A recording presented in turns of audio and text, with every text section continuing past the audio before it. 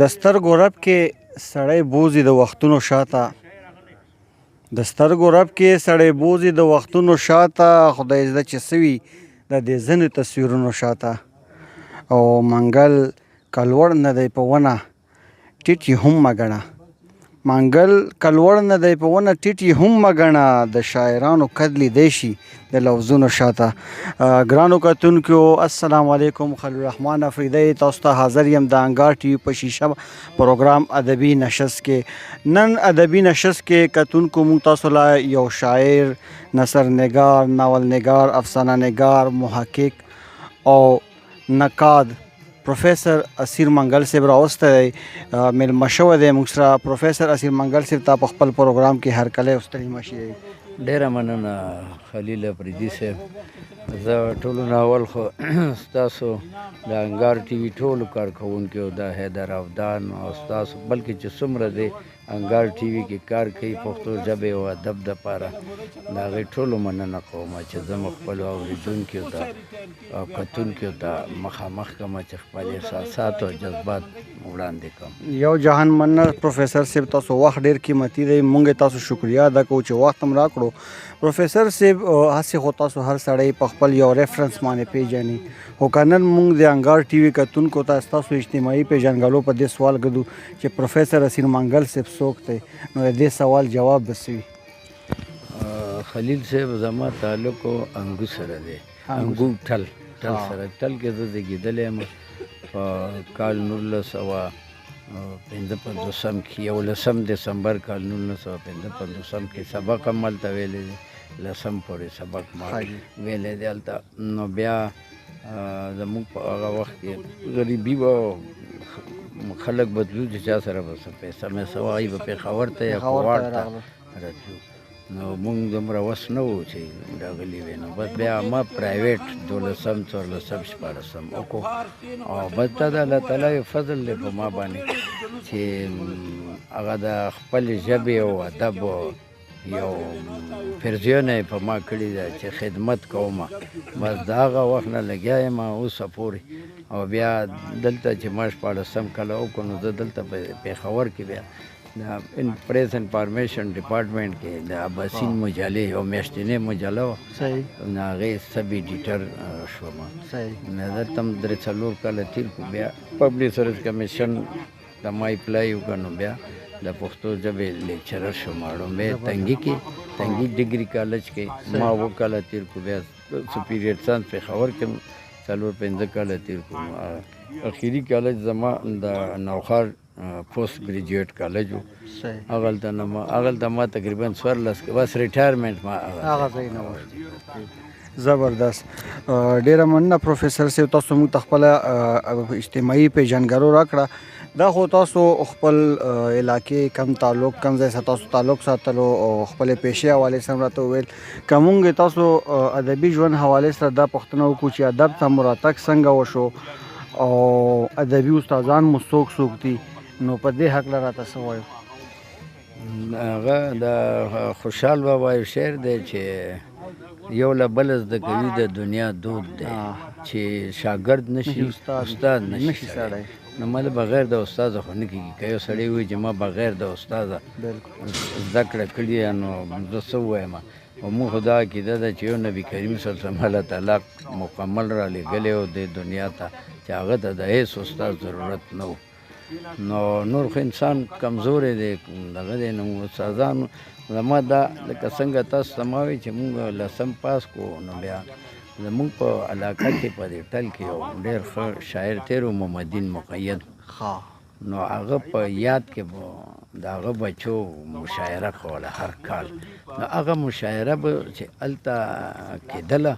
نو په هغې کې به لکه د ټولې پښتونخوا نه ډېر لوی لوی خلک رسل نو هغه یو جذبه وه په مونږ کې چې د ادب د پښتو ژبې او ادب سره مې یو مینه پیدا کړه.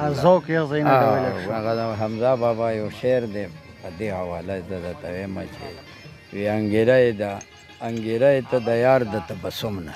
چې په چا کې اوښ په لور نو اور پې بل شو نو مطلب دا دی چې څه نه څه تا کې وینو الله به تا ته څه دغه میلایږي نو بس موږ هغه ادبي چاشني د الله تعالی په مهرباني وه هغه طرف نه موجوده وه. نو بیا هغه محفلونو سره زه ډېر لکه زما حوصله افزایي وشوله. بیا چې پېښور ته رالو دلته بیا ټول لکه د اباسین سب ایډیټر بیا د پښتو استادي نو هغه یو خو مطالعه میلاو شوله او ماحول میلاو شو. حالانکې شاعرۍ ته د خلک وایي چې شاعرۍ ته مطالعې ضرورت نشته خو زه یم چې شته بلکې هغه قلبي واردات وي لکه اوس خاطره پرېږدی خدای پاک رالیږلی یو عاشق و صادق عاشق و که نه نو هغه د هغه باندې چې څه تېر دي هغه د قلبي وارداتو چې کم سوز او ګداز سره هغه اظهار کړی دی که نه نو هغه سړی حیران شي. حالانکې هغه خو سبق نه و ویلی خو بیا هم سبق ضروري دی مطالعه ضروري ده. لکه اوس موږ حمزه بابا ګورو حمزه بابا څومره ژور تللی دی خو هغه مطالعه وه موضوعاتو سره ډېره ویرایټي وه نو هغه د تصوف نزاکتونه او بیا چې هغه په تصوف باندې هغه ملک عبدالرحمن چې کم مکتوبات یې حمزه راغونډ کړي دي په هغې کې چې دی کم جوابونه کړي سړی حیران شي په دې چې د تصوف خو ډېر ګران مضمون دی او په هغې باندې هر سړی پوهېدل دا د هر چا کار نه دی. او دا حمزه بابا په هغه خطونو کې دا سوالونه دومره په ښه طریقه باندې آسان کړي چې سړی پرې پوه شي چې تصوف څه شی دی وحدت الوجود څه شی دی وحدت الشهود نو دا مطلب دا دی چې دا د هغه مطالعه وه ژوره مطالعه وه. البته مطالعه او مشاهده دا دواړه ضروري دي شاعرۍ لپاره او یو د الله تعالی ورکړه اب هم وي چې نه وي نه بغیر ادیب خو به جوړ شي ته خو شاعر نه شي جوړی. مهرباني سرجي تر اوسه مو په کومو ادبي اصنافو باندې کار کړی دی او په هغې کې خوښې والا صنف هم کم یو دی چاپ ناچاپ اثار پکې کم موجود دي؟ دا خلیل صاحب زما خپل میدان که درته ووایم که نه ما د ډرامې سره ډېر شوق زما لومبی کتاب هم کال 1902 کې لومبی کتاب زما د ډرامې چاپ دی کوژدن یا کوژدن نو هغه بس دلته خو چې بیا هغه ډسکریج شي سړی که نه لکه دلته خو موږ سره د ډرامې دپاره خو دوه ذرایع وو یو ریډیو و یو ټي وي و نو هغه ریډیو باندې موږ ته مقام نه شوه میلاو په ټي وي نه شوه میلاو نو هغه زما هغه چې کوم هغه ذوق و هغه سر ته ونه رسېدو. په ریډیو خو زما څه ډرامې رالې دوه درې خو په ټي وي رانلې نو بس مطلب دا دی چې د سړي حوصله افزایي ونه شي بیا هغه سړي زړه مات شي که نه نو دې هغه نه زه دغه شم که نه که ما حوصله افزایي زما شوي وې نو کېدای شي چې نن به ما ډېرې د یو شاعر په حیث به زما د ډرامه نګار په حیث یو مطلب یو پېژندګلي جوړه وه. نو نور بیا ما نثر کې ډېر کار کړی دی د پښتو افسانې سل کلن بهیر او په اردو کې هم د پښتو افسانې کې 100 سال بیا د په قبایلي سماج باندې هغه یو ډېر ښه ناول دی د طاهر افریدي هغه ما ژباړلی دی اردو ته پښتو نه کاڼو کې رګونه او ما کوثاروں کې یې لوگ په هغه ترجمه کړی یو بل د پښتو ډېر مکمل ناول علامتي ناول دی ساګوان هغه لیکلی زمونږ د پیټې ډېر ښه افسانه نګار دی فاروق سرور لیکلی هغه ژباړلی دی اردو ته د سګبان په نامه باندې. نو بس داسې نثر کې ما ډېر کار کوي که اوس ما دغه چې دی دا رجحان چې دی نو دا لکه نثر کې ما کار کړی شاعري کې هم 4 کتابونه چاپ نو هغه ساګوان به ما سګبان په نامې اردو کې ترجمه کو هم چاپ دی او دا اول یو کتاب ما بیا د پښتو افسانې منتخب 40 افسانې چې په افغانستان کې چا لیکلي په بلوچستان کې چا لیکلي په کراچۍ کې چا لیکلي یا نور دی ما هغې اردو ترجمه کړې فسانه کوثر دام چاپ دی. نو بس اوس ما سره یو کتاب دی هغه مقالې دي تحقیق او تنقید دی نو که خدای دغه راخوا به چاپ کوم اوس خو نږدې زما دغه چاپېږي ژوندونه زړه چاودونه دا د ځان لیک دی خود نوشت چې څه ته وایي که نه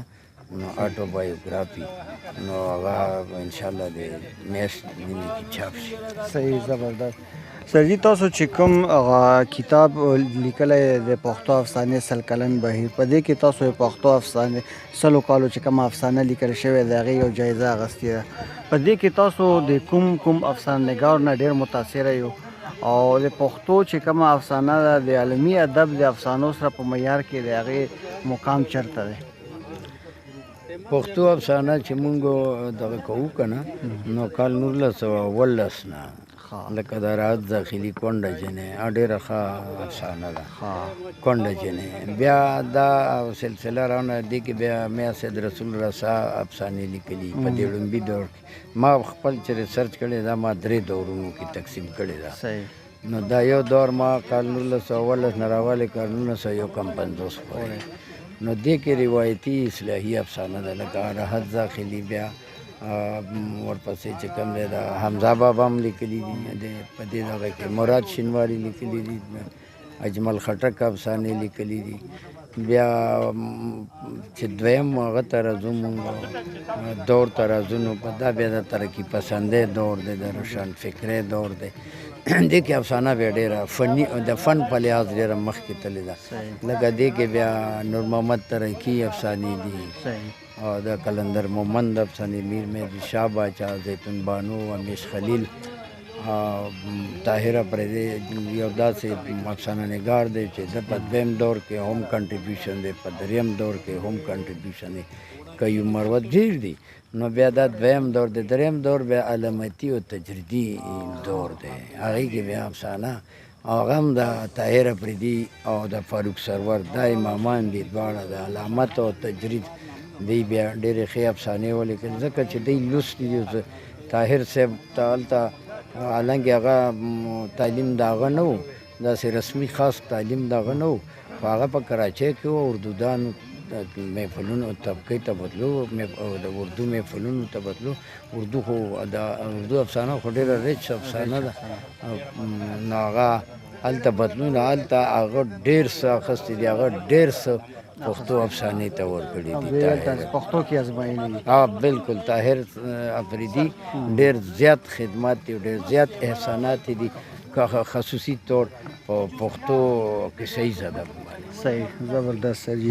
سرجي تاسو د رحمان بابا د شاعري شرح هم لیکلې ده. تشریح یو څومره مشکل کار و، تاسو په څومره وخت کې وکړو؟ آیا دا اوس په چاپ شکل کې ملاویږي؟ چېرته ملاویږي؟ دې حوالې سره که تاسو موږ ته د رحمان بابا شرح تقریبا ما 45 کالو کې به لیکلي او دا اوس د دریم ځل چاپ شو، اوس بیا ختم دی، بیا به چاپېږي. دا د پښتو لومبی شرح هم نه، دې نه مخکې په پښتو کې د شرحو لیکلو رواج نه و. بالکل موږ نه ډېر نو اوس بیا حنیف خلیل صاحب یو د کاظم خان شهدا هغه شرح ولیکله، دا دویم کتاب دی که نه. نو هغه د هغې اوس دومره ښه جواب میلاو شو چې خلکو دومره خوښه کړه چې اوس 3 ځله چاپ شو او د 4م ځل بیا چاپېږي که نه. نو رحمان بابا خو خلک وایي چې ډېر آسان دی، دې کې شک نشته، هغه آسان دی، زړه ته پرېوتونکی دی، ډېر نازک لطیف خیالات دي، خو هغه ګران هم دی. ګورې بعضې داسې شعرونه دي چې سړی حیران کړي. نو هغه آسان داسې نه دی، ګران هم دی او بل ډېر ژور دی. نو ځکه خو دا دی چې د مقبول دی، هغه وجه دا ده چې د هغه د کم کلام کې کم درد دی، کم سوز، کم ګداز دی که نه. هغه د په داسې طریقه باندې مطلب دا دی چې په داسې طریقه د لیکلې چې هغه څوک اوري نو بس هغه شان محسوسوي لکه څنګه رحمان بابا باندې کم کیفیت سره هغه مخ و، کم حالاتو سره مخ و، کم دغه نه حالاتو نه هغه راتېرو. نو دا د یو شاعر کمال وي چې هغه څنګه لیکل وکړي، څنګه دی متاثروي او بیا یا اورېدونکی یا لوستونکی متاثره کړي په خپل کیفیت کې هماغه شان، نو هغه بیا کامیاب وي. ماشاءالله تاسو د رحمان بابا شرح په حوالې سره تاسو موږ ته ښکلې خبرې وکړې. سرجي تاسو یو ناول دی چې کوم کې تاسو د هغه نامه داسې ده غالبا چې ترله د تربور وي، کوم چې یو قبایلي ژوند کیسه ده. دې ناوې زه ډېر داسې په تجسس کې اچولی یم که دې په حوالې سره ما ته ولې مونږ کتونکو ته تاسو معلومات راکړو چې دا کیسه تاسو په څه حوالې سره لیکلې ده. د ترله د تربور وي دا ناول ته اکید میں ادبیات پاکستان محمد اجمل خټک ایوارډ هم ورکړل. نو دې کې ما داسې کړي چې تم قبایل یې زه هم یم او بلکې دا دی چې موږ باندې خو ټول هغه قبایلو کې کم رسمونه رواجونه دستورونه هغې نه خو بهر موږ نشو وتی. نو هغه هلته بلکې ټولو پښتنو کې مخکې دا و چې ترله د تربور وي که نه. نو مطلب دا دی چې تره لور لکه څنګه یو تربور د ستا په جایداد کې حصه دار وي ځان دعوه ګڼي نو دغسې هغه ستا په خور لور باندې هم یو دعوه وي چېرې دا زما عزت دی زما غیرت دی دا به بل خوا نه ځي بلکې پښتنو کې دا یو دستور دی چې بل خاندان ته د هغې خور لور لاړه شي نو هغه بیا ډېر داسې سپک ګڼلی شي که نه. خو اوس ما دې کې دا ویلي چې یاره دا کسټم ټیک ته ښه ده چې میچ کېږي د تره د ترلې او د تربور کېږي خو ډېره ښه خبره ده. خو نن سبا د میډیکل پوینټ ریویو سره هم دا خبره ډېره ښه ده چې هغې هغه بیا ماشومان معذوره وي او تلیسیمیا دا شی وي. او بله خبره دا ده چې اوس یو جنۍ ده هغه به ښار کې لوی شوي یا به ډاکټره وي او هغه تربور وي چې کوم دی په کلي کې لوی شوی وي هغه به انپړ وي او ته به خامخا وایې چې نه دا به دو سره کوي. نو ما د دې توړ هغې کې بیان کړی چې داسې نه دي فرض نه ده نه نه نه که چلیږي خو ښه خبره کړي نه چلیږي. او بل باید خو پکار دا دی چې لږ سړی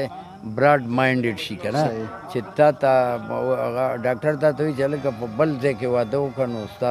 نسل به ښه وي تندرست به وي صحتمند به وي. نو چې ته بار بار کور نه نه وځې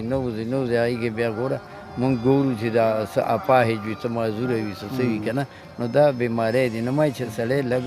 دې هغه نه دې دستورونو نه چې کم مونږ ته نقصان راکوي هغې نه راوتل پکار دي چې کم مونږ ته نقصان نه راکوي هغه که سړی اختیار کړي څه بده خبره نه. سرجي تاسو چې کم تکلونه لیکو او هغه په فیسبوک باندې یا په کتابي شکل کې فیسبوک ماما په نامه باندې راغلی دي. دا نامه ډېره ناشنا ده که موږ ورغلی تاسو په تصانیفو باندې غور وکړو تاسو کتاب که چا کتلی وي که نه خو چې د هغې نامه واوري تجسس یې پیدا وشي. نو د فیسبوک ماما چې کم تکلونه دي دې حوالې سره او د کتابونو د نامې چې تاسو داسې یونیک او زړه راښکونکې خوښې کړي دا څنګه کړي څنګه دا سوچ راغی؟ دا په خپل هم یو آمد غوندې وي که نه ته به یو هغه ته به سوچ کوې فکر به کوې بیا یو نوم به ته کېږدې ورباندې بیا به تا ته بل یو نوم راشي هغه بل چې راشي که نه هغه ډېر خوندور وي. نو دا هم دغسې دغه ده چې دا فیسبوک ماما چې دی دا تکلونه دي تکلونه خو تاسو ته ښه پته ده چې دا یو ساده غوندې روان غوندې یو مضمون وي که نه دې کې کیسې میسې نه وي دې کې څه طنز و مزاح دا زمونږ ځینې ملګري اوس دا تعریف کوي چې تکل وي نه هغه کې به خامخا طنز و نه طنز و مزاح د تکل نه بغیر هم کیدی شي او په تکل کې هم کیدی شي منع هم نه ده دا نه چې ته به نه کوې پکې خو به د تکل یو بل مزاج دی یو سمپل ساده روان مضمون وي او په هغه کې ډېر دغه نه وي او سټوري موري پکې نه وي. بعضې وخت کې داسې دغه راشي چې پکې کیسه بیان کړي نو بیا دا فرق ګران شي چې دا افسانه ده او که تکل دی. تکل داسې سمپل خبرې وي لکه زه تا سره روان یم او زه ته د دې ریګي ټاون بارے کې تا ته خبرې کوم چې داسې هلکه پھلکه چېره دا داسې د ګورنمنټ یو سرکاري ټاون دی او د دې دا شرایط دي دا قواعد دي دا ضوابط دي دې نه پس چې ته دا پوره کړې نو بیا ته دلته کې ځای اغوستی شي داسې سمپل ساده خبرو کې ته لګوې نه هغې کې ته طنز هم کولی شي مزاح هم کولی شي او طنز او مزاح ضروري هم نه ده چې ته خو شګفتګي به وي په هغه مضمون کې یعنی که کاري وي تاسو سره په هغه کې بور کېږي به نه بالکل. سرجي مونږ په د پروګرام کې وخت شوی چې تاسو کلامونه خپل اورېدونکو سره شریک کړو دا مایک زه تاسو ته لګوم او خپل کلامونه راته واورو. ډېره مننه. دا یو غزل دی ارشاد. خپله خونه لټوي ادبار یې نشته خپله خونه لټوي ادبار یې نشته یو سړی په ښار کې ګرځي ښار یې نشته د خپل غم شریک یو کس مې پیدا نه کو د خپل غم شریک یو کس مې پیدا نه کړو د میراث خلک مې ډیر دي شمار یې نشته او داسې کس نه په میلونو لرې تختم داسې کس نه په میلونو لرې تختم داسې کس چې ځان یې شته اختیار یې نشته او نه پوهېږم چې په کوم مرض اخته یم نه پوهېږم چې په کوم مرض اخته یم درد مې خیزي له زړګي پرهار یې نشته او بس دعا ورته کوه تشو ایرو ته منګل سوی دی په اور مزار یې نشته ډېر ښه دا شعر اخرنی بیا وایه بس دعا ورته کوه تشو ایرو ته منګل سوی دی په اور مزار یې نشته او دا یو بل غزل دی میکده چرته وي میکده چرته وي ساقي چرته وي جام چرته وي ما هم خبر کې چې د میو اهتمام چرته وي میکده چرته وي ساقي چرته وي جام چرته وي ما هم خبر کې چې د میو اهتمام چرته وي وخت زورور دی خال یې یوړلو د وروځو میند نه وخت زورور دی خال یې یوړلو د وروځو میند نه محراب خالی دی په محراب کې اوس امام چرته وي او تا آیینه ورته ډالۍ که بیا ګیله هم کوي تا آیینه ورته ډالۍ که بیا ګیله هم کوي حسن چې ځان ته ګوري بل چاته یې پام چرته وي او ته شجره د هغو ګوري چې له سره تیر دي هغو ګوري چې له سره تیر دي د پتنګانو خپله یاره ننګ و نام چرته وي ته ماته وایې سزا راکه زه پښیمانه یمه وایې سزا راکه زه پښیمانه یمه په محبت کې خو بخل وي انتقام چرته وي او عاشقه ته که ځان ملنګ ګڼې ګیلې مه کوه ځان ملنګ ګڼې ګیلې مه کوه د معشوقو سره نازونه وي ناکام چرته وي او نن د یوې څېړۍ په خوا کې سبا بله ګوري نن د یوې څېړۍ په خوا کې سبا بله ګوري یار د منګل دی د منګلو درو بام چرته وي او میکده چرته وي ساقي چرته وي جام چرته وي پروفیسر صاحب د وخت راکولو یو جهان مننه یقینا د تاسو وخت قیمتي و خو د انګار ټي وي کتونکو له تاسو وخت وخو موږ تاسو احسانمن یو ډېره مننه زه تاسو د انګار ټي وي د ټولو کارکوونکو د حیدر افضل صاحب او د خلیل افریدي صاحب او د ټولو ملګرو ډېره مننه کوم چې ماته مو یو موقع راکړه چې زه خپلو اورېدونکو ته خپل احساسات او جذبات ورسوم ډېره مننه ډېر خوند یې وکړو ډېره مننه کتونکو دا پروفیسر اسیر منګل صاحب چې تاسو د پروفیسر اسیر منګل صاحب خوږې خبرې واورېدې سوالونه مو ترې وکړل علمي خبرې مو ترې واورېدې او سره ورسره مو ته ښکلي شعرونه واورېدل خپل قربا خلیل الرحمن له د کیمرامین حیدر اودان سره ورکړې اجازت خاد آباد او بریالي اوسئ